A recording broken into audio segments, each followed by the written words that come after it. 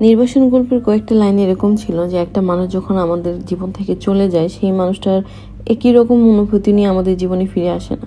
যদিও সে ফিরে আসে তার ছায়া বা প্রতিবিম্ব, ভিতরে ভিতরে সে আসলে অন্য মানুষ। চলে যাওয়াটা যতটা সহজ, ফিরে আসাটা তার থেকে কয়েক গুণ বেশি কঠিন। একবার যদি কারোর সাথে আমাদের সম্পর্ক খারাপ হয়, সেই সম্পর্কটা আর শত চেষ্টা করে আগের অবস্থানে ফিরে নিয়ে আসা যায় না। সেটা ফ্রেন্ডশিপ হোক, রিলেশনশিপ হোক, যে কোনো সম্পর্কই হোক না কেন, লাইফে মাঝে মাঝে আমাদের জীবনে টক্সিক মেন্টালিটি চলে আসে।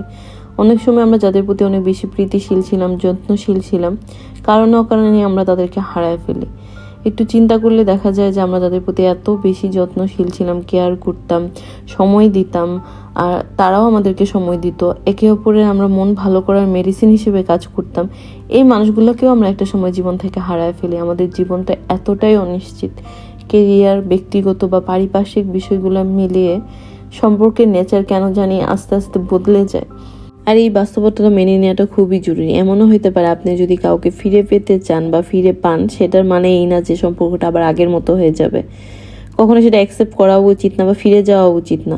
সম্পর্কের মধ্যে যে ধরনের ভুল বোঝাবুঝি থাকে, সেটা একটা সার্টেন পিরিয়ড থাকে ঠিক করার জন্য। যদি এর মধ্যে ব্রেক চলে আসে, এক মাস বা 2 মাস কারোর সাথে কমিউনিকেশন হয় নাই বা ঝামেলাটা মিটমাট হয় নাই, তাহলে এই সম্পর্ক আর জীবনেও ঠিক হবে না।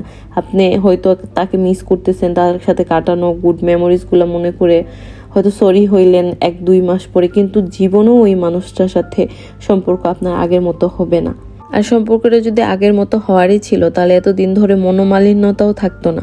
সম্পর্কের যখন ঝামেলা শুরু হয়েছে, দুইজন মানুষের জীবন থেকে চলে যাওয়ার আগেই দুইজন মানুষ এই সমস্যার সমাধান করত।